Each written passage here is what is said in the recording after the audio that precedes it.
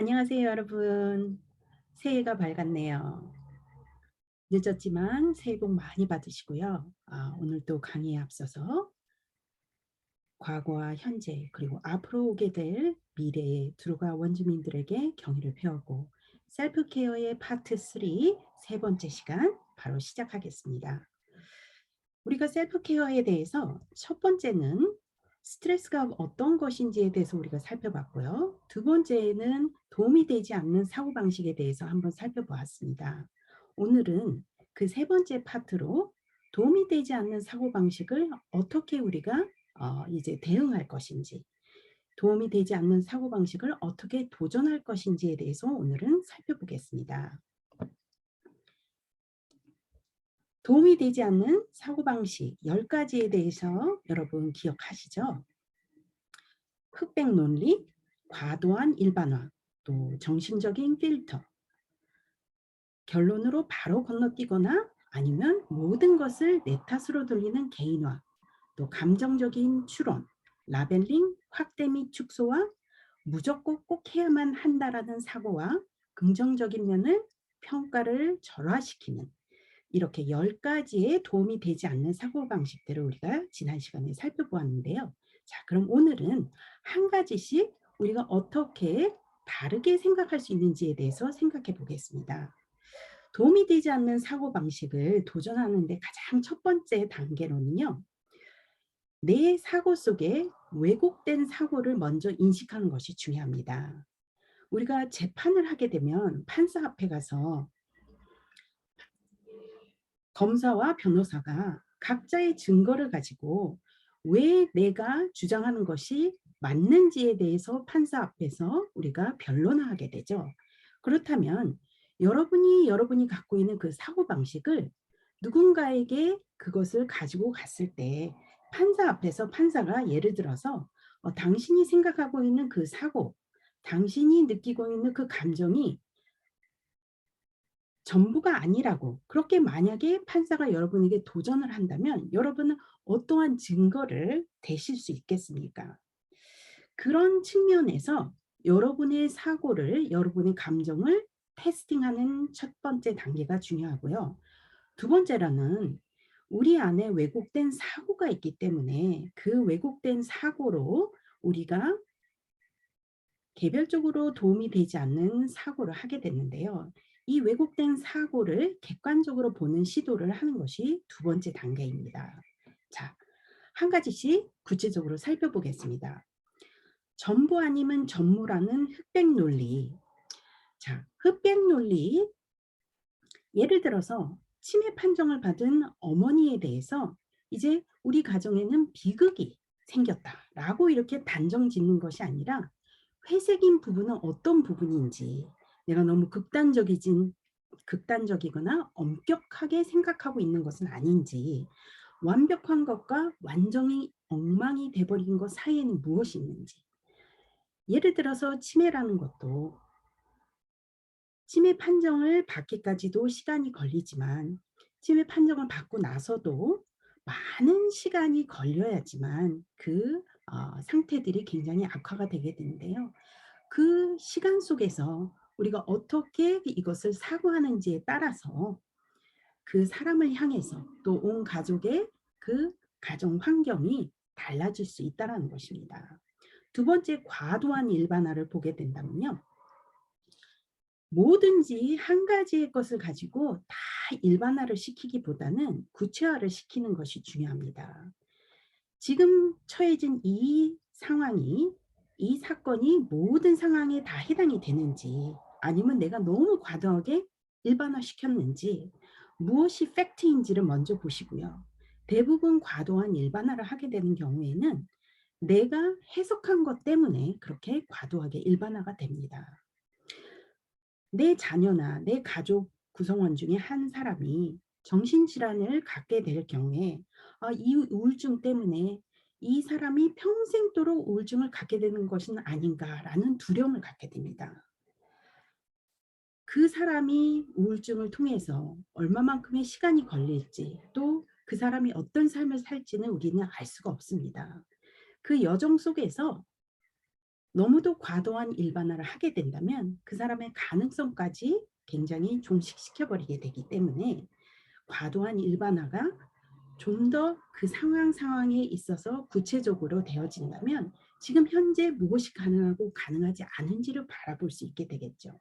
세 번째, 정신적 필터를 볼 때는 전체 그림을 고려를 해 보시면 좋습니다.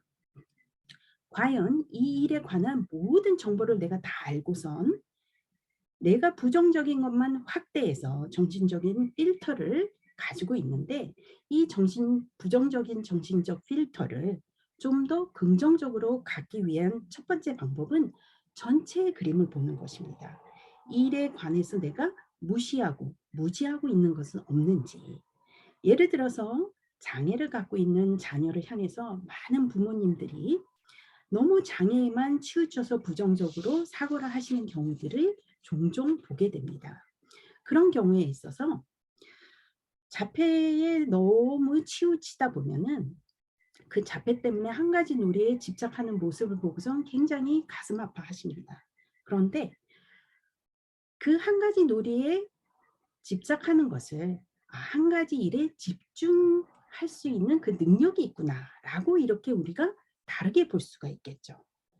전체 그림을 그 아이의 삶을 이 아이가 어떻게 개발되고 이 아이의 삶이 어떻게 나이에 따라서 또 시간의 흐름에 따라서 이 아이의 환경에 따라서 어떻게 개발될지 큰 그림을 보시게 된다면 장애라는 것 때문에 부정적으로 생각이 굳혀지는 그런 정신적 필터의 오류를 범하는 데서 우리가 좀 더 자유로워질 수 있다는 것입니다.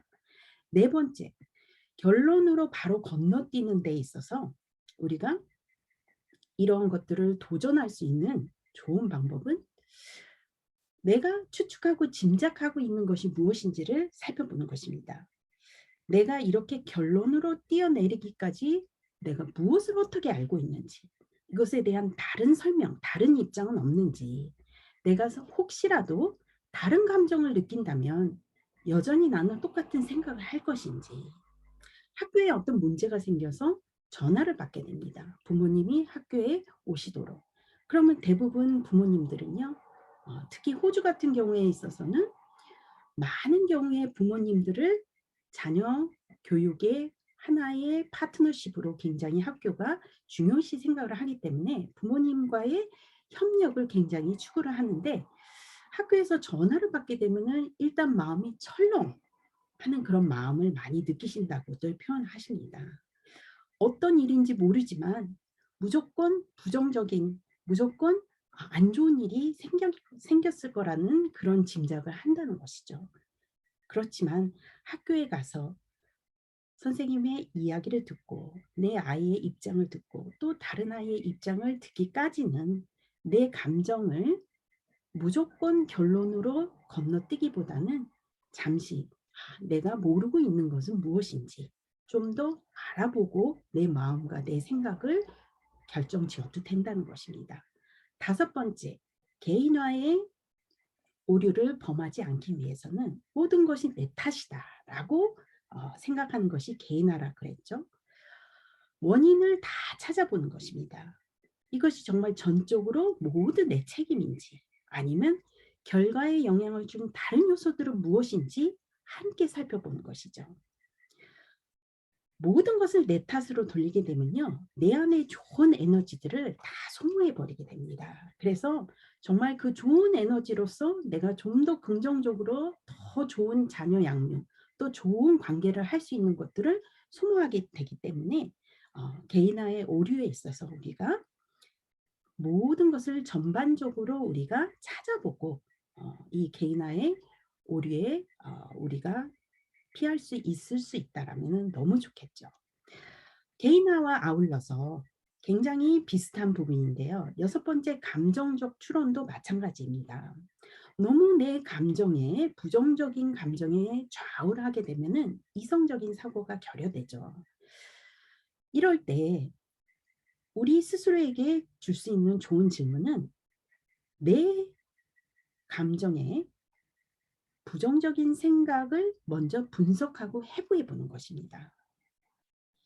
과연 내가 이런 감정을 갖기까지 어떠한 판단이 내 안에 이루어지고 있는지, 현재의 상황을 다른 관점에서 생각해 볼 수는 없는지 한번 분석을 하고 해부를 해 보는 것이죠.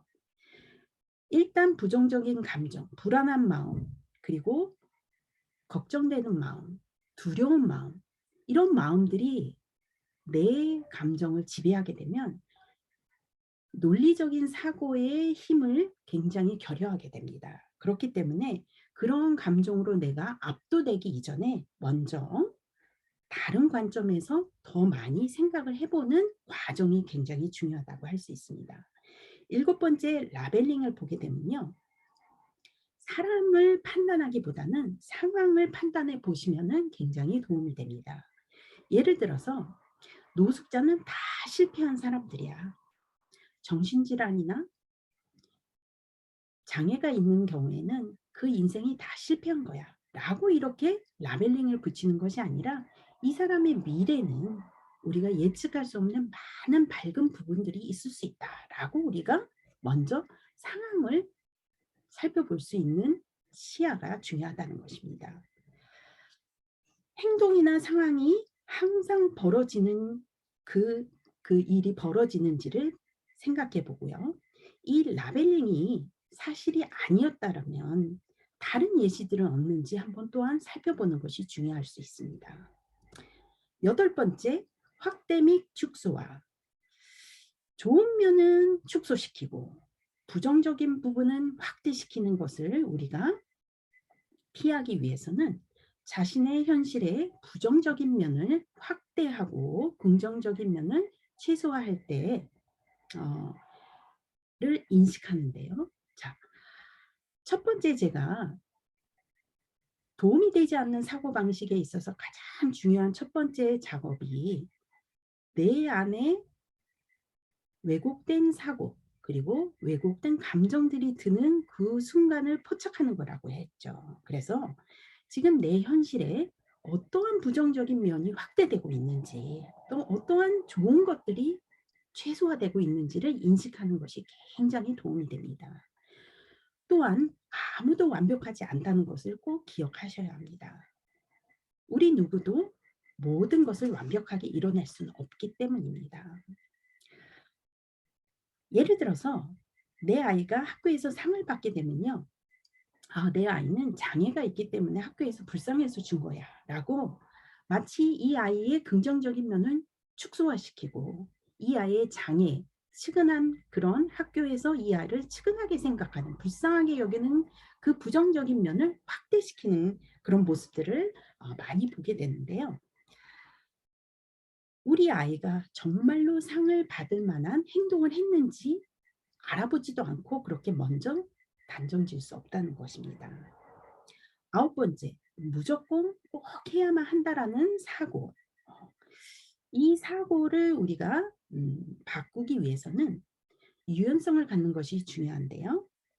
내가 너무 엄격한 규칙을 갖고 있는 것은 아닌지, 또 과연 이 경우에 해당되지 않는데도 내가 무엇인가를 억지로 원하고 있는 것은 아닌지, 내가 지금 정말 꼭 해야만 한다라고 하는 이것이 가능한 것인지, 해야만 한다라는 생각보다는 할 수 있다, 아니면 할 수 있었다면 이라는 명제로 전환한다면 우리의 사고방식에 좀 더 긍정적인 도전을 줄 수 있게 됩니다.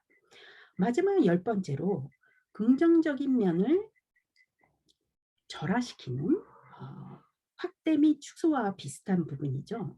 이 부분에 있어서는요. 좋은 면을 인식하는 것이 중요합니다. 부정적인 것이 자꾸자꾸 강조될 때는 긍정적인 면을 인식하지 못하고 긍정적인 면을 굉장히 축소화시킬 때 그렇게 쉽게 벌어지는데요. 가장 사소한 것부터 조금이라도 긍정적인 것이 보일 때는 그것들을 증거의 일부분들을 내가 혹시라도 경시하거나 무시하고 있지 않는지 이 상황에서 좋은 것은 무엇인지 자꾸 들여다보는 것이 중요합니다. 예를 들어서 산만한 자녀를 향해서 이 아이는 너무 산만하다라고 보기보다는 이 아이는 많은 관심사가 있구나라고 생각해 볼 수 있겠죠. 우리가 어떻게 생각하느냐에 따라서 우리의 사고가 왜곡되어질지 아니면 좀 더 객관화를 띌 수 있는지 결정을 하게 됩니다. 한 가지 여러분께 제안을 드리자면요. 매일매일 자녀를 양육하고 또 장애나 정신질환이나 또 노인분들을 지원하는 그런 일들을 하시는 분들은 몸이 피곤하고 마음이 많이 분주합니다. 그렇지만 하루에 단 5분, 하루에 단 10분이라도 여러분에게 도움이 되지 않는 사고방식이 인식이 되셨다면은 그 부분에 있어서 지금 여러분 앞에 제가 제시해 드리는 이 도표를 통해서 한번 사고를 도전하는 연습을 해 보시기를 바랍니다. 첫 번째 칼럼에는요.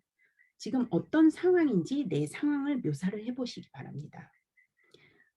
두 번째 칼럼에는 그 상황에서 내 안에 어떤 생각들이 문득 들었는지, 내 안에 어떤 사고들이 나를 지배하고 있는지를 적는 것입니다.